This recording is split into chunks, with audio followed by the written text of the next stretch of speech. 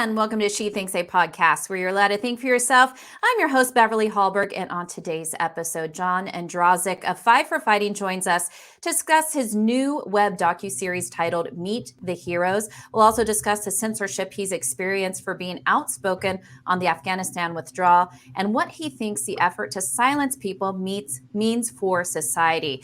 You may know the name John Ondrasik because he has been on Fox News and other outlets quite a bit talking about this issue, but he is also a songwriter, producer, and performer better known as Five for Fighting. His collection of heartfelt songs have found their place in the Great American Songbook and continue to stand the test of time, selling over 2.5 million albums, including the platinum America Town and The Battle for Everything. His worldwide single Superman went platinum and became an anthem for the heroes of 9/11, and his standard 100 Years went 2 times platinum and continues to give every age group a lifetime's moment of reflection and nostalgia. John, it is a pleasure to have you on She Thinks today. Thanks, Beverly.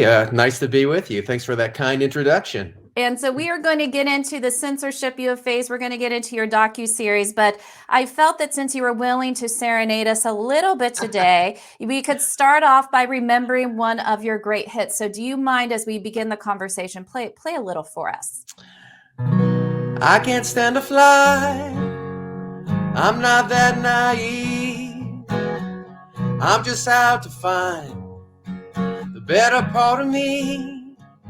I'm more than a bird, more than a plane, more than some pretty face beside a train.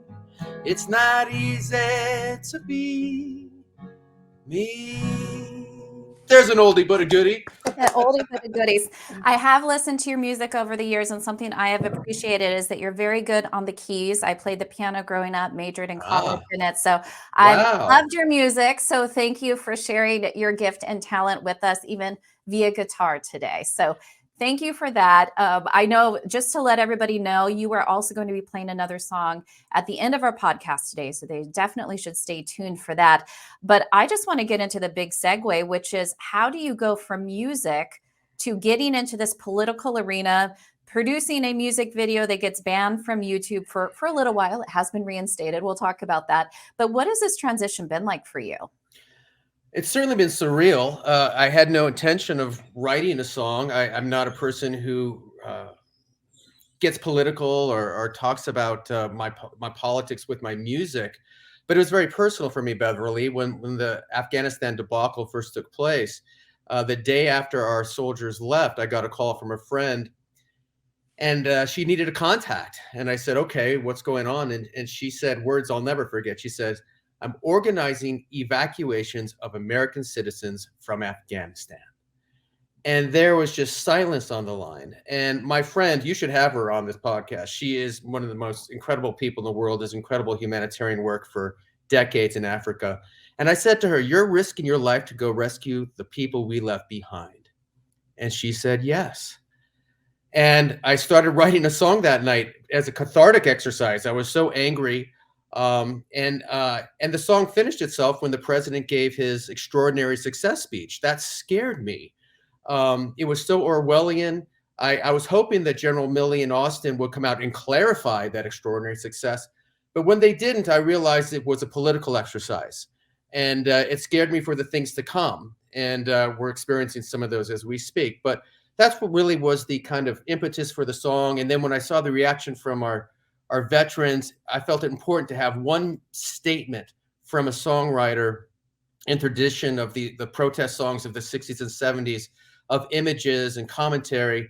And that's where the video came from, to have at least one historical statement from one artist talking about this generational moral shame that we've committed in Afghanistan.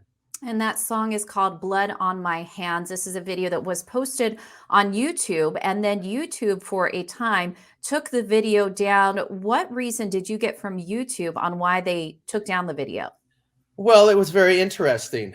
They took down the video, they said, for graphic images, but the rest of the story is they'd already vetted the video. They put a age restriction on the video when they initially posted it, which I appreciated. I put a graphic warning card before my video because I had to show Taliban atrocities. That's what's happening. So the fact that YouTube only took it down after it started to resonate and maybe get some tweets from some senators was very suspicious. And you're right, over a day or so, they initially apologized and they put it back up. But that, I think, was only because of the outcry from folks like you and your organization, who actually was very helpful in demanding they put the video back up. But again, I think it's just another example of, censorship to one worldview. And the fact that many artists don't have people with millions of followers on Twitter demanding YouTube put their video back up, I think speaks to the culture at large. So it goes way beyond my song. We'll never know if YouTube took it down for political reasons, but I'll tell you what I do know is the reaction to it. I got more requests from Russia propaganda media than the mainstream media, entertainment media, music media like Rolling Stone, wanting to talk about free expression. And whether you like my song or not, that we have this ability and this right to speak to power. And the fact that that occurred is even more chilling than YouTube to me. Yeah. And I think speaks to a big problem in our culture. And one of the things that I think is just interesting about the reasoning that YouTube gave you for taking down that video, they talked about the graphic images. You are correct. There are graphic images that are shown because it's depicting the atrocities that took place and are taking place in Afghanistan. But don't other videos have these types of images? Yours is not the only one that shows this. Have you seen other videos, whether it's a music video or just more B-roll style videos, have these types of images with no content warning whatsoever? Well, you're right. I mean, the first thing I did when they took it down is I Googled YouTube Taliban atrocities, and within 5 minutes, I found a dozen videos that had images much worse than mine, some with faces not blurred out, and YouTube was monetizing those. So again, I think, the more you look at it, it's censorship of one worldview. And again, it's not the first time. It won't be the last time. And we can sit and whine about it, or we can just power through it. And that's my plan. I'll go above, around, or through them, because this Afghanistan issue speaks to who we are as a nation. And I think it's not going away. And it's a moral crisis, humanitarian crisis, national security crisis. And I'm happy to see that the video, as well as other folks speaking up, has kind of kept Afghanistan on the front foot. Because just before this call, I was on a Zoom with an organization evacuating American citizens, evacuating allies, evacuating gay and lesbian people, female judges. So the positive side of this nightmare is there are people keeping the promise. And I look at them and I say, that's who America is. This administration will be gone, but those people are who America is. And that gives me hope every day. And I'm wondering if we have come to the point where maybe the tide is turning a little bit, where this silencing of people, being called names if you don't stay quiet, whatever it happens to be, that is getting to the point where enough people are fed up. So, of course, most recently we've seen what has happened to Joe Rogan and people trying to censor him just by interviewing people with different perspectives, just by wanting to have a conversation. Do you think that we are getting to the point in time where people are becoming more bold to speak up? For you, for example, who are saying, look, they're going to try to silence me, but the reality is the American people want to have productive debate and discourse, and they think that is the way to find true information. You see examples of that in the culture. I think Youngkin winning in Virginia with mothers speaking up, saying, I'm not going to accept that you're teaching my children that they're born racist. I think people that maybe a couple years ago would have hesitated are starting to. You still see very few people in the arts speak out. Even with my video, only one person, John Rich, came to my support. But I do think that that's true with every voice, whether it's a songwriter, whether it's a podcast, whether it's somebody in a PTA meeting standing up and saying, you know what, I don't think this is right. And I don't care what names you call me. I'm going to speak my mind because it's too serious. And Afghanistan, I think, is a mirror to our country. I think it transcends so many other issues that we talk about on the podcast, and, abortion, immigration, taxes, inflation. Afghanistan is who we are as a nation. Are we Normandy? Are we the folks that brought down the Berlin Wall? Or are we a nation that abandons our citizens and allies to terrorists? So I think there's a reason the president's poll numbers have not recovered. It really started with Afghanistan. And I think in our gut, I don't care what your politics are. I've said from the beginning, if Donald Trump were president, I'd write the same song. Right. Only the names would change. In our gut, we know this moral stain that we've created, and that women are being murdered, children are being sold for food.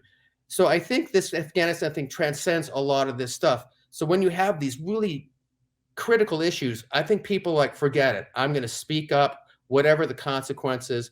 And that's, I'll tell you, the only thing that made me hesitate to release this song was my daughter.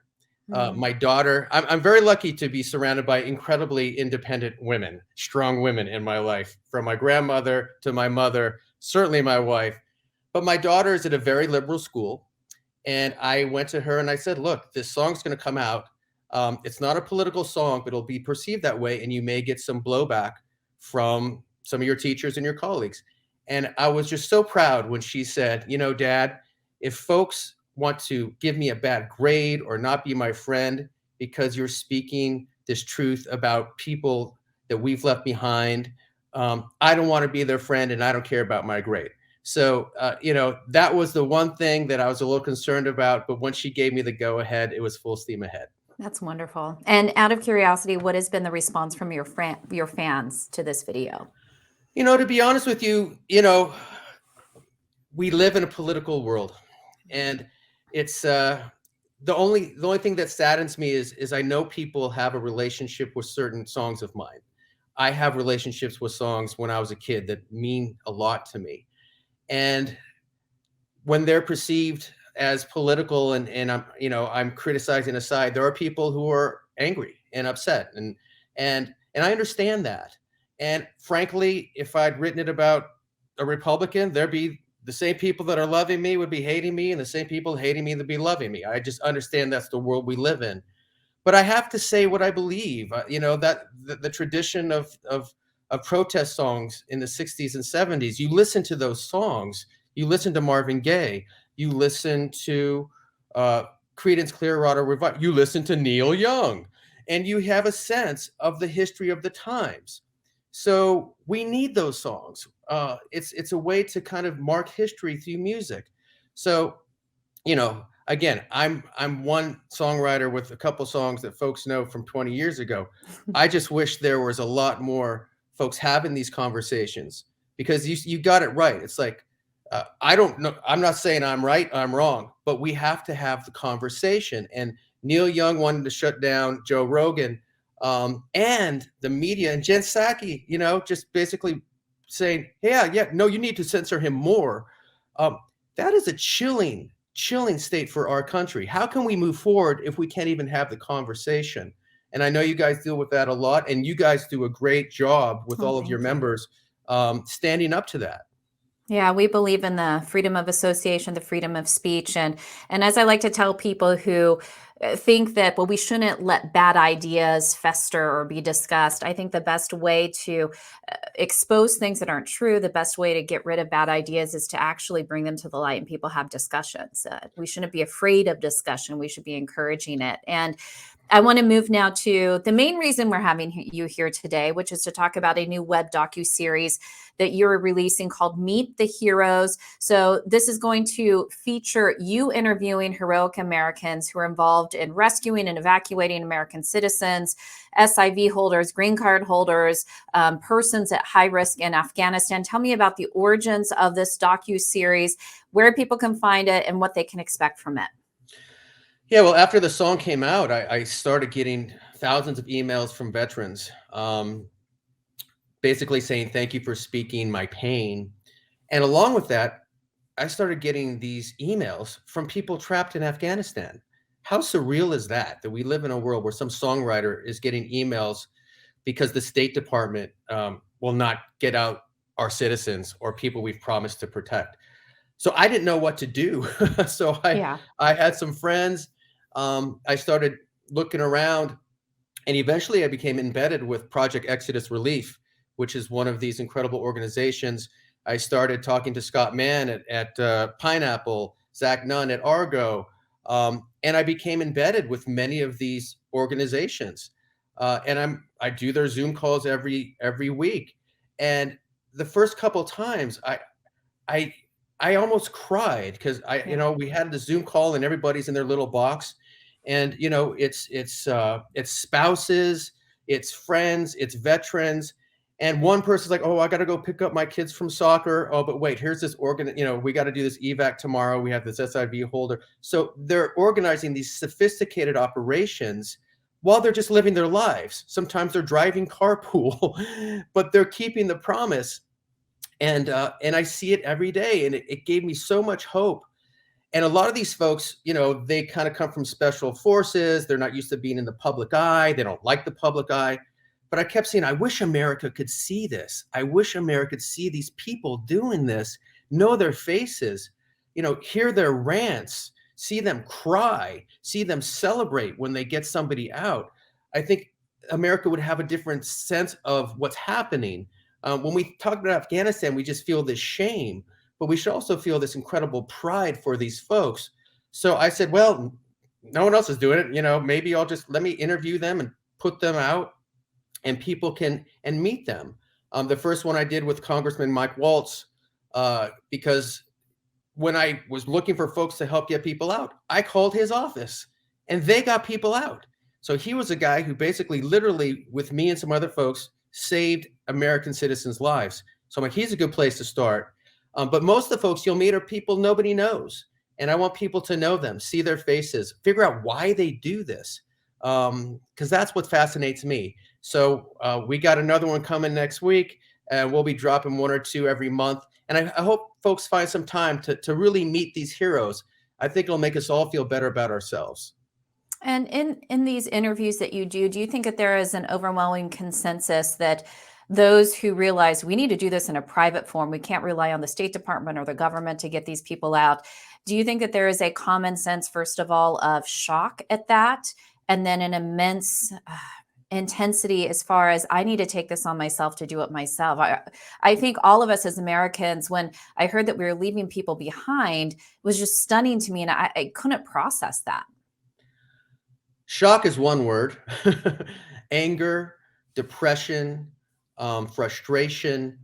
The fact that they, and many of them veterans, feel that they have to risk their lives, risk their treasure, quit their jobs, basically not sleep for 4 months to go rescue their fellow soldiers that maybe saved their lives. There's great anger at General Austin, General Milley, the president. The fact that there's been zero accountability makes them crazy. They say, if we make a mistake in the field, we are certainly held accountable. So there's great anger. At the same time, they're soldiers, and they will run through a wall. And they say exactly what you said. They said, look, if nobody else is going to do it, who's going to do it? So we're going to do it. And they still do it. But it's hard. I mean, resources are slim. It costs $5,000 to $10,000 to get one person out. The State Department's not only not helping, they've been hindering many of these efforts, which is, I think, even a greater shame than the withdrawal itself. The withdrawal was chaos. We made horrible moves. But after the fact, even a year later, for the State Department to be hindering many of these organizations is unfathomable. And that story will be told as well. But they keep powering. Flights are going off again. People are getting out again. But you're right. They don't understand. You saw the suicide hotlines go crazy after Afghanistan. The PTSD is still there. But we have other efforts for them. I'm actually working with a colleague of yours, Megan Mobbs, and some other folks from Save Our Allies, Sarah Verado. And we're doing things. We're putting together a concert for Afghan veterans because they need to know that their sacrifice was not in vain. We're going to celebrate the allies, our Afghan allies, and we're going to recognize these heroic groups that are keeping the promise. So we have a lot of things in store for them. Our veterans are the best. We love them. They're hurting, and we have their back. Do you think that the veterans that you speak to know that Americans have their back? Do they feel that? I Is it think they feel it mixed? to, yeah, I think that they look at the media and nobody's talking about Afghanistan. Hmm. I think they feel the media does not have their back. I think they feel the politicians do not have their back. Really sadly, I think they feel the generals do not have their back, um, which is very hard for them to take. But I do think they feel America and the Americans understand what they're going through, and I think I think you'll see Afghanistan continue to be talked about. Just today, on the Hill, there's more policy coming, there's more investigations coming, and this is a bipartisan effort. I got to give credit: Senator Blumenthal, Senator Shaheen, Joni Ernst, who I talk to weekly, Tillis. Go down the list. The senators in this country understand Afghanistan, and they are taking action. So I think that gives our troops some solace, but they will never be able to have closure until there is accountability, Yeah. which to this point there has been none. Well, I think something like Meet the Heroes is a great start. I know you released the first episode at the beginning of this month, beginning of February, but for that episode and more, where can people go to see this docuseries? Yeah, it's on YouTube. It's also on Rumble in case YouTube takes it down. But you can just go to my website, fiveforfighting.com. You can go on YouTube, Google Meet the Heroes. On Twitter, you can follow me at John Ondrasik. But yeah, if you just go on Rumble or YouTube, Google Meet the Heroes, we'll be dropping another episode in a few days.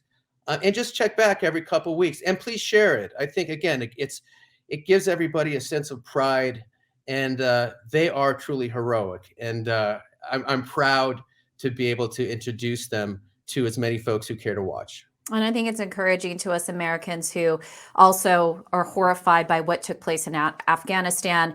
This Trump's politics, I Yeah. don't think there's a political divide. I think all Americans watching it, even if they agreed with a withdrawal, thought that the way it happened was so problematic and so just horrific. And so we appreciate your work and to expose that.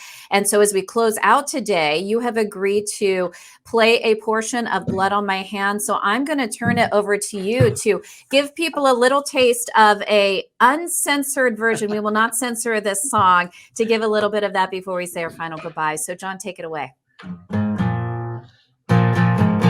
Got blood on my hands.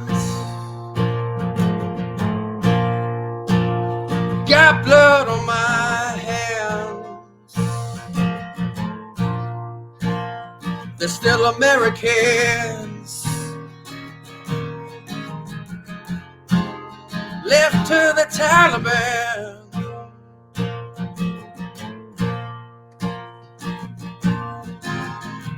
General Austin, is there no honor in shame? Can you spell Bagram without the letters in blame?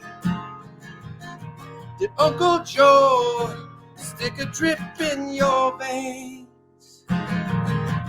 Hands.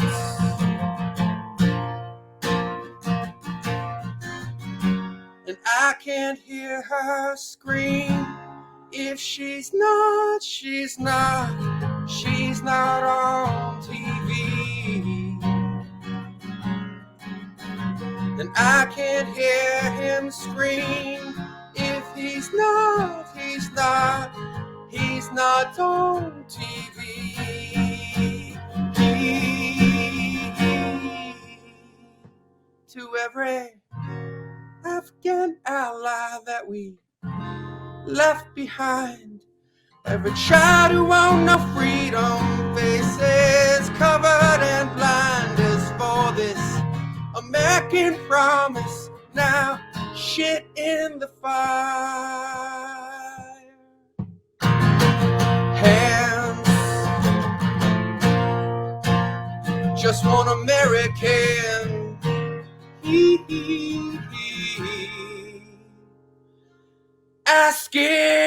Asking what's happening.